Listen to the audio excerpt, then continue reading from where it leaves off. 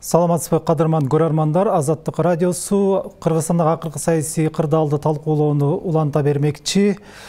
Азыр биздин коногубуз келечекке жол мониторинг борборунун жетекчиси, укук коргоочу Турсунбек Акун. Саламатсызбы, студиябызга кош келипсиз. Рахмат. Бүгүнкү саясий кырдаалды сиз кандай деп баалап атасыз, андан чыгуунун жолун эмнеден көрөсүз?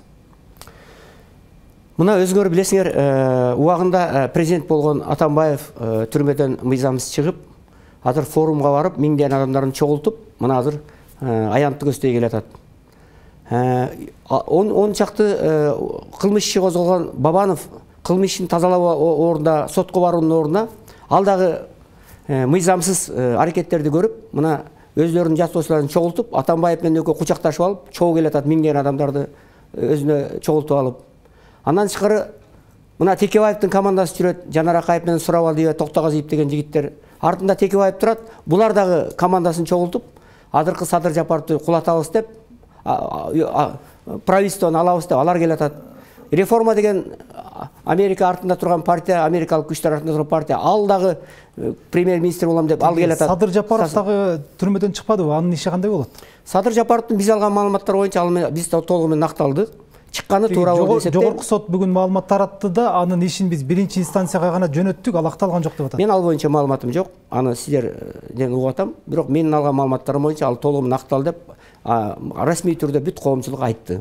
Чыккандардын ичинен ушу Садыр Жапаров гана туура чыкты деп эсептейбиз. Анткени ал саясий жактан куугунтукталып, Атамбаев да куугунтуктап, ошондон бери куугунтуктап жаңы эле чыкты. Ушуну биз азыр жогорку соттун расмий маалыматы жөнүндө айтып атам да, ошондо мындай мен ал маалыматты көргөн жокмун. Карама каршы болуп калып атат. Мен көргөн жокмун. Мен расмий түрдө атайын ким ошол Садыр Жапаров берген маалыматка ишенип атам да. Ошол берген, мени толугу менен актады.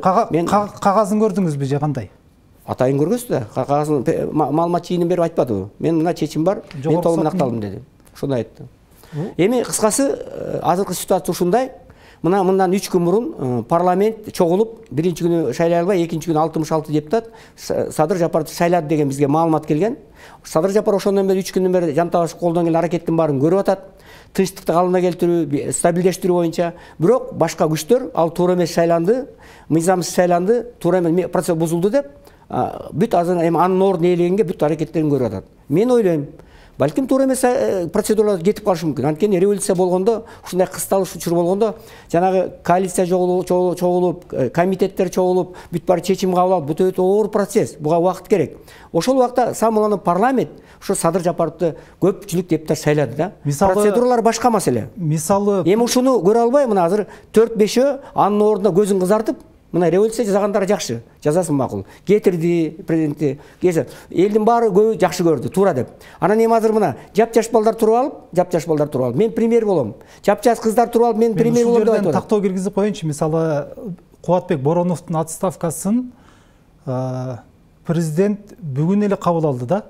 Ал эгер отставкага кете элек болсо, парламент депутаттарынын бир тобунун анын ордуна үстүнө премьер шайлап салганы кандай болуп калды? Маселе ушул укуктук алкакта эле талаш болуп атат. Биз укуктук алкак, мен айтайын дегеним, ушул туурабы, туура эмеспи? Ошол эгерде мындай болсо, эгерде ушундай боло турган болсо, мына бүгүн указ чыгып, анда туура эмес. Ошол маселе парламент баягы чогулганда парламенттин мыйзам чыгаруучулардын баардыгы мыйзамды түшүнөт да. Алар ошондой айтыш керек да. Тиги Боронов деген арыз берди, бирок анын арызын президент кабыл алган жок. Президентин кабыл алыш керек деп айтыш керек. Эмне үчүн андай болуп калды? Эмне үчүн шашып кетишти? Ошол маселе ушуда болуп атат. Шашып кетпей, биздин алган маалыматтар боюнча мен Садыр Жапаровдун уккан бүт Кыргызстанда миңдеген адамдар Садыр Жапаровду премьер катары шайлады деген маалыматты бизде колубузда бар. Бүт прессадан берилди. Биз ошондой аракеттер көрүп атабыз. Ошондо мыйзамдык жактан алкак эми мыйзамдык процедуралар бузулушу мүмкүн. Бирок кандай болгон күндө да азыр Садыр Жапаровду эл, коомчулук, даже балким президент колдошу мүмкүн. Кысасы баары колдоп атканы азыр билинип атат да. Ал эртеби, кечпи, туурабы, туура эмеспи, все равно шайланышы уже ачык болуп калды. Анткени коомчулук ошону укук коргоочусуз да, мурда акыйкатчы болгонсуз, эми мыйзамдуулукту коргойсуз го дейм. Кандай болгон күндө да мыйзамдар сакталышы керек беле? Мен мыйзамдуулукту коргойм. Анын бирок азыр жана маалыматтардын баарын азыр угуп атам, мисалы жана соттолгон башка берки маалыматтардын баарын бүт баардыгы мыйзамдын негизинде болуш керек. Мына бүгүн президент кабыл алды отставканы. Эми шайлоо премьерлердин кандидатурасы көрсөтүлөт. Анан премьерлер кандидатурасы көрсөтүлөт, коалиция башчысы көрсөтөт, комитеттер көрсөтөт, шайлайт. Жапаров да коюшу мүмкүн. Мыйзам жолу менен барышы мүмкүн. Бирок биз алган маалыматтар боюнча Жапаров азыр премьер катары, мисалы мен эсептейм. Буга чейин эсептеп келген. Эмне үчүн эсептейсиз? Сиз өзүңүз айтып атпайсызбы? Мыйзамдар бузулуптур. Президент премьердин отставкасын бүгүн кабыл алса. Маселе ушул жерде болуп атат, укуктук талаш. Мен такалап эле сүйлөтпөй койсоңор деп эле. Бир нерсеге майланып эле. Мен уктум деп атпайм, уктум туура деп атпайм. Президенттин указы азыр чыкты. Кабыл алган. Мен азыр көрдүм. Мына эми кайрадан коюуга туура келет. Мыйзам талаасына укук талаа эми келүүгө туура келет. Буга чейин маалымат жок болчу. Мына бүгүн чыккан. Ал жана коюп аткан депутаттар ошонун баарын такташ керек да. Садыр Жапаров эмне күнөө? Айтты премьер мына 66 депутат колдоду, премьер болуп шайландың, иштей бер деди. Ал иштеп атат. Ал кандай шайланды, эмне кылды? Ал депутаттар жеш керек. Ошо депутаттар эмне үчүн шашып кетти дейм да? Мен ойлойм, депутаттар не только шашып кетти. Биринчиден депутаттар шайлаганда татынакай мыйзамды сактап, өзүңүз айткандай бүт мыйзам талаасында шайлаш керек болчу. Адамдарга туура эмес маалымат берип, ал сен премьер болдуң, давай иште деп туура эмес жака багыттабаш керек болчу. Анан депутаттар давно, азыр эки легитимдүү орган бар. Бирөө президент, экинчиси жогорку кеңеш. Азыр жогорку кеңеш бүткүл укуктук талаага келтирүүнүн баардык мыйзамдарын жогорку кеңеш жасаш керек болчу. 120 депутаттан жок эле дегенде 100 же 80 депутат чогулуп туруш керек. Алар эмнеге эл шайлады? Убагында айлык алды.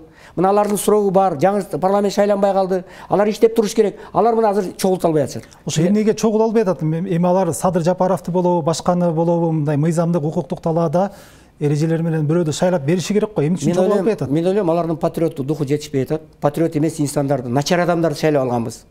Жетекчилери дагы татыктуу эмес адамдарды шайлап алганбыз. Подкуп менен шайланган, акча менен шайланган, татыктуу адамдар шайланган. Ошон үчүн мына ушундан кийин биз эми татыктуу парламент, ушундай парламент эмес шайлашыбыз керек. Бирок булар азыр тарыхый миссиясын аткарып, сөзсүз түрдө чогулуп, бүткүл процедураларын баарын аткарыш керек. Бүт премьерди толугу менен шайлап, баардык министрлердин баарын бекитип, кыскасы бүткүл өзүнүн мыйзамдуу жолго түшүрүп, ошонун баарын аракеттерин баарын көрүш керек деп ойлойм. Биз билгендей, президент бүгүн гана айрым документтерге кол коюп баштады. Өкмөттүн отставкасын кабыл алды, Кеңеш штабтын башчысын алмаштырды. Мендеги маалымат боюнча сиз президентке жолугуп чыккан экенсиз. Эмне тууралуу сүйлөштүңүздөр? Президенттин маанайы кандай? Биринчиден мен ал боюнча пикири кандай? Мен жолугуп чыккан жокмун, мен телефон менен сүйлөштүм. Мен мурда күнү сүйлөшкөнмүн. Бирок ал киши мен сүйлөшкөнүмдү айткан эмесмин, сураган, пока айтпай тур деп. Анан бүгүн болсо ачык айтты, мен сүйлөгөнүмдү коомчулукка жарыялап коюңуз деп сүйлөштүк. Президент айтты, мен буга чейин Мыктыбек Юсупов менен сүйлөштүм, спикер менен жаңы шайланган. Ал кишиге сурандым, парламентти эметип чогултуп, премьерди шайлоо боюнча процедуранын баарын жүргүзгүлө. Премьерди шайлаганда мен кол коюп берейин деп айтты. Мага айтты. Эмнеге премьерди шайлоо процедурасы эми башталат экен да? Эми бүгүн президент ошентип айтты, мага айтканын айтып. Андан тышкары айтты, андан тышкары жакында аппарат жетекчиси жок экен азыр. Ошону бекитебиз деди. Анан ГКМнын жетекчисин аякта ээлеп алган экен, бирөө барып. Аны бекитебиз деди. Министр МВДны бекитебиз деди. Алардын баары басып алган дейт. Басып алган. Ал эми жана Субаналиев боюнча айтты. Субаналиев чыгып алып бүт чет мамлекет менен сүйлөшүп атпайбы десем айтат. Анын мыйзамсыз дейт. Анткени Субаналиевди мен убактылуу ишке кетиргем дейт шайлоого. Кайра келип менин колум менен кайра отуруш керек болчу. Эме катчысынын орун басары болуп дейт. Коопсуз келсе. Ал мыйзамсыз отурат деп айттым. Өзү мага бүгүн айтты. Телефондон айтты. Президент отставкага кетүүгө кол коюп берүүгө даярмын дегендей түндө маалыматы чыкты. Ошого аны мен тактасам айтат. Бүт баардык мыйзамдуу жолго түшүрүп Турсунбай Кунуш дейт. Баарын түшүнүп коюп, мен буга чейин ал киши минтип айтты. Мен негизи премьер болоюн дегенде мен губернатор болуп иштеп жүргөм дейт. Атамбаев алып келди, премьер болоюн дегенде эле оюм жок болчу дейт. Атамбаев алып келип премьер койду дейт. Президент болоюн деген вообще оюм жок болчу. Президент болду, койду дейт. Мен анан ушундан эле мен бир кызматка жабышкан адам эмесмин. Мен элимдин тынчтыгы, элимдин бейпилдиги, элибиздин ынтымактыгы баарынан кымбат. Ошон үчүн мен ушунун баарын мыйзамдуу жолго түшүрүп коем дагы, анан мен өзүм мен кетейин деп чечтим деп айтты. Ошондой деп айтты. Мен кызматымды тапшырам деген сыяктуу мага айтты. Мага кызмат биринчи орунда эмес, мага элимдин тынчтыгы, элимдин кызыкчылыгы биринчи орунда деп айтты да. Бирок 3-4 күндөн бери биз президентти мындай көрө алган жокпуз да, ошо 3-4 күндө эмне менен алек болду президент? Мен ойлойм, президент айтты, азыр ачыгын айтайын деди, мен жашаган жерим да аркай жакта жүрүп атам деди. Мен отура турган жерим жок дейт, кагаздарым баары жок дейт, даже жаза турган фирменный бланкалар да жок дейт. Ушуну азыр кайра калыбына келтирип, бүт баарын жабыштырып, эми өзүбүзгө келип атабыз дейт да. Буга чейин шартыбыз жок болду дейт, отура турган жер жок, мүмкүнчүлүк болгон жок дейт. Баягы коопсуздук жагында карап атат, ал жагын мына өзүңөр көрөсүңөр кандай күчтө жүрүп атат. Анан эми мына шарт эми келди, эми бүгүндөн баштап мен указ кыла баштайм деген. Анан менен сүйлөшкөндөн кийин 1 сааттан баштап указдар чыга баштады. Тиги жогорку кеңеш чогула албай жатпайбы канча 4-5 күндөн бери? Президенттин дагы укугу бар да, мыйзам боюнчачы, жогорку кеңештин сессиясын чакырганга. Ушул укугунан эмне үчүн пайдаланбай жатат президент? Укугунан президент пайдаланат, ал указ чыгарса болот. Бирок жогорку кеңеш указ чыгарса да келбей койсо эмне кылат? Ошон үчүн мен ойлойм, ал указ чыгарып койсо туура эле. Бирок деген ал указ чыгарган менен чогулбай койсо эмне болот? Ошон үчүн мен спикерге, жаңышыл спикерге табыштадым, чогулт деп айт дедим дейт. Ал чогултам деди дейт. Эмне мынча жоопкерчиликсиз мамиле кылып атат парламент? Мен эми парламентте кайталап атпадым. Парламент ушул элдин чыныгы кызыкчылыгын, укугун, чыныгы патриоттуулукту көрсөтпөгөн парламент болуп атат. Эми ушул урматтуу депутаттар, мына Азаттык радиосунан силерге кайрылам. Айланайындар, ушу элдин бейпилдиги үчүн, тынчтыгы үчүн, бир мыйзамдык талаага түшүш үчүн келип койгулачы. Келип бир мандатыңарды берип, колуңарды көтөрүп бир, ушул бир мыйзамдуу жолго түшүрүп койгулачы. Эгерде Кыргызстанда кан төгүлсө, мыйзамдык талаадан чыгып кетсек, мамлекеттүүлүктү жоготуу коркунучу келсе, эң биринчи ирет жогорку кеңештин депутаты, 120 депутат күнөөлүү болот. Баарыңыздар жоопкерчилик тартасыңар. Эл карап турат. Кандай парламент экендигин баарын элдин баары билет. Жок дегенде акыркы күндөрү тарыхый миссияңарды аткарып койгулачы, айланайын депутаттар. Суранам. Укук коргоочу катары, демократ катары. Алардын бул кадамдары, бул аракеттери атайын саботаж эмеспи? Мен айта албайм. Саботажбы же саботаж эмес, бирок аларда саясатка ойноп атат да. Саясат ойноп, бирөө бирин колдоп атат, бирөө экинчисин колдоп атат, бирөө саясий оюн ойноп атат. Ошон үчүн мен алардын арасында болгон жокмун, аралашкан да жокмун. Бирок бул саботажга окшоп атат. Ачыгын айтканда эмнеден коркуп атат, эмнеден качып атат алар? Бирок экинчи да жагы бар. Иним экинчи жагы, алар да адам да. Алардын үй бүлөсү бар, бала чакасы бар. Мына коопсуздугунан коркуп атат. Анткени жаштар жүрүп атат. Ким коркунуч келтирип атат аларга? Эми мисалы митинг болду, көрдүңөр. Канчалык адамдар чыкты, туурабы? Канчалык магазиндер талкаланды, зданиялер талкаланды, туурабы? Жаштар жүрөт, албыттанган жаштар. Ошон үчүн ошолордон коопсуздугун коркуп атса керек. Бирок алар жаны курман болуп кеткендегинде да, токмок жеген күндө дагы мамлекеттин келечеги үчүн, мамлекеттик миссияны, өзүнүн депутаттык миссиясын аткарып коюш керек болчу да. Мисалы бүгүн көчөгө чыккан жаштар айтып атат, биз алардын коопсуздугун кепилдик беребиз, ар кандай коркутуу үркүтүүлөрдөн коргоп беребиз. Келгиле жыйынга чогулгула деп дагы чакырык таштап атпайбы жаштар? Кошуундарбы? Кошуундар. Мени кошуундар таштап атат. Бирок берки митингге чыгып бийликти алган, ак үйдү алган да балдар бар да. Алар да чакырып атат. Алар да чакырсам да жакшы. Бирок мен ушул Азаттык радиосунун төрүнөн пайдаланып, ошол жаштарга, мына мен башынан бери келаткан саясатчынын биримин. 90-жылы өзүңөр билесиң, октябрь айында бир революция, түстүү революция болду. Тынч революция болду. Анда да эң биринчи Акаевди кетирген жаштар болчу. Ал кезде биз жаш элек, ошо 30 жаштын кырында. Мына 2005-жылы Жоо Казын революциясы, анда да жаштар эле. 2010-жылы апрель революциясы, анда да жаштар эле. Жаштардын баардыгын революцияны жаштар кылды, байкуштар. Ушулар кылды. Бирок жаштардын ордуна жаштарды пайдаланып, куу саясатчылар, арам саясатчылар, ою жаман саясатчылар бүт бийликтин баарын ээлеп алды. Мына ошон үчүн азыр жаштар биз келишибиз керек деп атканын жаштар да туура түшүнүш керек. Ошон үчүн жаштарды боюнча мына 30 жылдан бери жаштардын бир укугун коргоо, шарт түзүү, завод фабрикалар куруу, алардын бир турмуш абалын чечүү боюнча бир мамлекет, саясатчылар, кыскасы Кыргызстандагы бир бийлик структуралы ойлоп койгон жок да. Ошон үчүн мен жаштардын чыкканын, көп мындай күйүп атканын, чыгып атканын чын жүрөгүмөн сезем да. Биз жаштар аркылуу бийликке келип алат экен, саясатчылардын баардыгы. Келип алат экенбиз да, анан жаштарды ошойдон пайдаланып туруп, ыргытып салып, анан өзүбүздүн баягы байыганыбызды, мамлекеттүүлүктү ойлобой, өзүбүздүн гана кызыкчылыкты ойлоп калат экенбиз да. Мына ушул чоң кемчилик, мына чыкканы жаштар ушундан болуп атат. Жаштардын ишеними кетип атат. Болбосо миңдеген жаштар байкуштар көчөгө күнү түнү жанагындай азап тартып, ок жеп, өлүп ушундай чыкпайт эле да. Бул ошон үчүн мына азыр мына дагы бир айтайын деген, мына Атамбаев, Сапар Исаков мына уялбай чыгып атат. Сапар Исаков, Атамбаевдер мына жаштардын аркасы менен түрмөдөн чыкты. Болбосо булар түрмөдөн чыгып, бир 18 жыл, бир 11 жыл кесилген. Анан чыгып алгандан кийин жок дегенде саясатты коюп үйүнө жата турбайбы эле, анан дес алып бир 10 күн, бир ай жата турса болобу? Жок, дагы чыгып атат да, премьер болом же президент болом деп.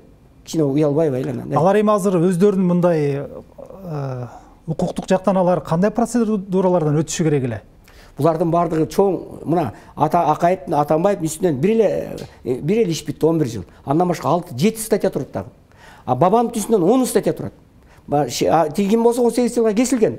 Андан тышкары канча миллион сом 270 миллион, 260 миллион доллар төлөш керек Сапар Исаков. Мойнунда турат мамлекет мына тест боюнча канчалык адамдар үшүп, канчалык азапка тартты. Мен ушулардын баардыгы мына ошол укуктук жактан алганда кандай процедуралардан кийин алар мындай элге аралашыш керек? Булардын баардыгы сотко бериш керек да, кайрадан сотко кайрылыш керек. Кайрадан жаңы ачылган жагдай менен кайрылыш керек. Анан бүт райондук сот кайраш керек, облустук сот, городской сот кайраш, жогорку сотко жетиш керек, туурабы? Кээ бир маселелер боюнча конституциондук сотко чейин барыш керек. Жанагы эгерде алам десе, жанагы өзүнүн кол тийбестигин алам десе, дей турган болсо. Кыскасы бул татаал процесс да. Булардын баары өтүп анан чыгыш керек да. Анан жаштар бар эле күч менен буларды чыгарып алды. Мына азыр чыккан Атамбаев менен калган Ибраимов жана Кулма Беркилердин баардыгы бүт чыгып атат. Мунун баары мыйзамсыз да. Эми биз эмнеге мамлекетке жапайы мамлекетке келдик? Ошо кээ бирлер ошол эле жана башка параллелди да салыштырып атпайбы? Мисалы эми Жапаров деле ошондой шарт менен чыгып кетти, аны премьерликке түртүп атат деп Жапаровдун маселесине дагы кызыккандар бар экен. Эми Жапаровдун маселесин мен кайталап айтайын дагы. Жапаровдун маселеси бул саясий экенин баардыгын билет. Жапаровдун күнөөсү жок экенин коомчулук билип бүткөн. Канчалаган митингдер болду. Мына Жапаровду барымта кал деген статья менен чыкты эле. Аны ким болсо Каптагаев айтты, Жапаров барымта калган эмес мени. Садыр. Эч кандай күнөөсү жок деп өзү жабыр тарткан адам айтып атат. Муну коомчулукка белгилүү болду. Муну Атамбаев атайын каматкан. Атамбаев каматкан. Мына ушунун бардактын баарын кечирип кой. Бүт Атамбаев жасаган. Мына Бабанов экөө. Мына экөө азыр бийлик талабыз деп жанталашып атат. Жапаров азыр кээ бир күчтөр тааныбай жатпайбы? Премьермин деп жарыяласа деле тааныбай жатат. Жапаровду толук мыйзамдаштырыш үчүн, премьер катары коомчулуктун баардык катмары тааныш үчүн кандай процедурадан өтүш керек азыр? Эми ал боюнча сүйлөштүк. Мен жетиштүү айтып бердим. Мен айтайын дегеним, азыр кандай күндө дагы коом жаңылануу процессине келип турабыз. Мына азыр бул мурдагы муундагылар азыр уже бийликке келүү мүмкүн болбой калды. Мына ошол эле тиги Бабановду жана башкаларды белгилүү саясатчымын дегендердин баардыгын эл мына баклажка менен уруп атат, сүйлөтпөй. Бүт жаштардын баары эмне үчүн болду? Потому что жаңы муун, эски муунга уже ишенбей калды. Баягы эле 100 киши улам бир келип атат, улам бир келип эле бир кетип, бир келип ээлеп атат. Ошон үчүн жаштардын чыгып талапты коюп аткан туура. Бирок жаштар да билиш керек. Жанагы Темир Токтогазиев сыяктуу эчтекени билбеген бир жашты чыгарып албай, алда кыйкырат эки колун көтөрүп, мен премьер болом дейт. Министрдин орун басары болчу десе, жо мен премьер болом дейт. Инсап ичине болуш керек го дейм, аны ичине уялыш керек го. Анчамчы бул жигит болгону референт, профессордун референти болсо, эптеп иштеп кетсе болот. И то иштеп кетсе. Билесиңерби, Союз убагында кандай болгон? Референт болгон, андан кийин өзүнчө андан жогору болгон, завсектор болгон, заводдел болгон, замзаводдел болгон. Ушинтип адам премьерге жетиш билесиңерби канча? Ошо биз укуктук талаага кирбеген үчүн ушундай ар жерде бир чакырыктар, ушундай кандидатуралар көрсөтүлүп аткан жокпу? Эми укуктук талаага ушунун талапкерлердин баардыгын парламент карап өзүнүн жообун айтып койсо, мен ал боюнча дагы бир айттым. Укуктук талаага кирбегендиги үчүн ушундай чатактын баары болуп атат. Укуктук талаага кирип, ошон үчүн парламент азыр эң легитимдүү орган парламент менен президент бүт аракеттин баарын көрүп, укуктук талаага киргизиш керек. Мына президент айтты. Мен ошон үчүн кетпей атам деди. Мен укуктук талаага баарын киргизип, өзүмдүн колумду коюп, турганан мен кетейин деп чечтим деп деген ойду айтты да. Бул деген жакшы нерсе, мен ойлойм. Президенттин Жапаров боюнча пикири кандай экен? Жапаровду премьер кылып дайындоого. Мен президентке айттым, эң татыктуулардын бири Жапаров. Жапаровду эле бекитип коюш керек. Жапаровду элдин баары колдоп атат, жаштар колдоп атат, тазасы да Жапаров. Башкаларга караганда азыр бүт жагынан десем, президент айтты, эми аны парламент чечсин. Парламент чечсин. Мен баардыгына нейтралдуу болуп турайын. Мен мамлекет башчысымын. Мен азыр айта албайм деп айтты да. Ушинтип айтты. Эми азыр бүгүнкү күндө көчөдөгү кырдаалдагы жакшы эмес, азыр катар митингдер болуп атат. Эми жалпы саясий кырдаалдан мындай кантип чыгып кетебиз? Сиз эми мындай 30 жылдан бери саясатта жүргөн кишисиз, эки революцияны көргөнсүз. Биринчиден, Азаттык радиосу бир жактуулукка жол бербегиле. Мен айтып атам, силер баягы эксперттер талдайт ушул жерге ошо Жапаровго каршы болгон тарапташтарды чакырып алдыңар, Атамекендин, башканын өкүлдөрүн, реформанын өкүлдөрүн чакырып алып, бир жактуу маалыматтарды бердиңер. Жапаровду жамандаган гана тараптарды бердиңер. А Жапаровду жактаган адам эми чакырдым дейсиңер, Ташиев келбей койгон экен. Бирок Ташиевке да кайрылам. Ушундай Азаттык чакырганда бардык тараптар келип Азаттыктын трибунасын пайдаланыш керек. Мен ушул жерден тактап коеюнчу, биз Мекенчил партиясы менен шайлоого катышкан Жогорку Кеңештин депутаты Курманкул Зулушев менен бир күн бою сүйлөшкөнбүз, ал келем деп убадасын берген, кийин келе албай калды. Андан тышкары Бакыт Аманбаев деген агабыз менен да сүйлөшүп, ал дагы келе албасын айтты. Мелис Аспеков деген Садыр Жапаровдун жардамчысы менен да сүйлөшүп, биз Жапаровдун өзүн да чакырганга аракет кылдык. Ташиевти дагы өзүн дагы чакырганга аракет кылдык, бирок болбоду. Мына бул маалыматтарды жакшы айтып койдуңар, анткени биз аны билген жокпуз. Силер атайын эле бияка чакырып алып, бир жактуу Жапаровду жамандатып аткан сыяктуу көрүп атабыз. Бирок эгер мындай болсо, мисалы ошол Аспековго айтайын, Ташиевтерге, Зулусовторго айтайын, айланайындар. Силер эгерде чындык үчүн же Жапаров үчүн күбө турган болсоңор, ушул жерге келип коомдук пикир жагынан Азаттыктын трибунасын пайдаланганга аракет кылгыла. Калыс сөзүңөрдү ушул жерден айткыла, талаш тартышка чыккыла. Башка партиялардын бардыгы силерди маалымат жагынан унутуп атат. Анткени Азаттык радиосунун бүт дүйнө угат. Кыргызстандын эли сүйүп уккан радио. Ошон үчүн силер трибунаны пайдалангыла. Мына мисалы Азаттыктын жетекчилери менен күнү күрүшүп атам. Алар туура түшүнүп жооп берип атат айзада. Ошон үчүн мен келдим, атайын менен мисалы мен өзүм чыгып атам, чыгаргыла деп анан чыгып келип атам мен өзүм. Ошол эле кезде биз Садыр Жапаровдун митингдерин чагылдырып атабыз. Кечке бою чагылдырдык, ошондой эле бүгүн дагы чагылдырдык эле, бирок митингчилер тарабынан провокация болуп, биз токтотууга мажбур болдук. Атап айтканда ошо кабарчыбызга кичине коркунуч жаралгандыктан биз токтотууга мажбур болдук. Митингчилердин жоопкерчилигин боюнча ким жоопкерчилик алат? Жүрүм туруму боюнча. Кабарчыларга жана бир коркунуч жаралганда бекерден эмес. Анткени жана бир жактуу информация кеткендиктен Азаттыкка кичине туура эмес көз карашты болуп атат. Ал үчүн жоопкерчилик алыш керек. Бирок экинчи жагы коопсуздукка Азаттык болобу, бардык прессага кол салып же коопсуздугуна залал келтирсе, бул только мыйзам тарабынан жазаланыш керек. Сөзсүз. Мисалы эми тарапташтары билген жок да, биз алардын лидерлерин кайра чакырып атканыбыздычы. Ошон үчүн жоопкерчилик бул жерде кимде? Эми жоопкерчилик айтып атпаймынбы? Ошол эгерде пресса деген бул баягы элчиде эме жок, өлүм жок дегендей, прессаны эч ким тийбеш керек. Даже дүйнөлүк коомчулукка, прессага же болбосо ушундай чагылдырып аткандарга эч ким тийбейт. Элчиге өлүм жок дегендей. Ошон үчүн муну мен ойлойм, ошо партиянын Мекенчил партиясы болобу, Жапаровдун партиясы болобу, башкалар болобу, же Бабановдук болобу, эч качан журналисттер кол салбаш керек. Мен каршымын ага. Биздеги маалымат боюнча бүгүн ошо Кактус Медиа, 24 KG, Спутник маалымат каражаттары дагы бизге коркунуч келип атат деп маалымат таратып жатышат. Ушул кырдаал кандай баалайсыз? Ал эле эмес. Мына 5-чи каналды барып басып алып өлгөндөрүн кетиришти. Пирамиданы басып алып өлгөндөрүн кетиришти. Мына 24 Алато 24-тө араң-араң сүрүп чыгышты. Жана башка сиз айтып аткан маалыматтарды басып алыптыр. Бул эмне деген? Урматтуу Кыргызстандын эли, урматтуу партиянын жетекчилери, урматтуу пикетке чыккандар. Массалык маалымат каражаттары бул деген кыргыз элдин үнү. Алар маалыматты берет. Аларга кол салган бул жакшы эмес. Булар деген массалык маалымат каражаттары болбосо, элдин өлүп атканы, тирилип атканы, эмне маалыматтар болуп атат, жаңылыктар болуп атат, аны эл албай калат. Ошон үчүн аларга тийген туура эмес. Сөзсүз түрдө мыйзам тарабынан жазасын алыш керек. Ошондой күчтөргө мына азыр премьер катары иштеп атат. Эми ал мыйзамдуу башка маселе. Ошо Садыр Нуркожоев баштап, ушуну токтотуш керек. Тез аранын ичинде токтотуш керек. Буга чара көрүш керек. Антпесе болбойт. Анткени массалык маалымат каражаттар басып алганга аракет кылуу бул өзү жакшылык алып барбайт. Барып эле кирип атат. Мына Текебаевди иштеп жүргөн жигит, Болот деген жигит, барып 5-чи каналга барып атат. Мародерство кылып атат да, чын айтат, баскынчылык кылып атат.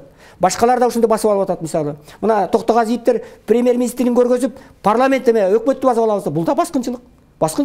Мына Сурабалды деген кызыбыз арга жакта чогулуп күнүгө чыгып атат, элдин баары жийиркенип атат, кыжыры келип атат. Бул жанар менен ушу Сурабалды деп сүйлөй береби? Бул уялбай, жашкы менин балдарым менен кыздарым менен тең, кичине уялыш керек да, кичине анча.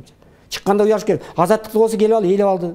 Улам чыгат, кайра чыгат. Силер, конечно, эми чыгарбай кое албайсыңар, түшүнөм мен. Тигилер келбей койсо. Биз бардыгын чыгарабыз. Анын ичинде мына сизди да чыгарып атпайлыбы? Башка мен суранып чыгып атам. Карама пикирлердин бардыгын чыгарганга. Мен чыгарган жоксуңар, мен өзүм келип чыгып атабыз. Бардык митингдерди чагылдырып атабыз 4-5 күндөн бери.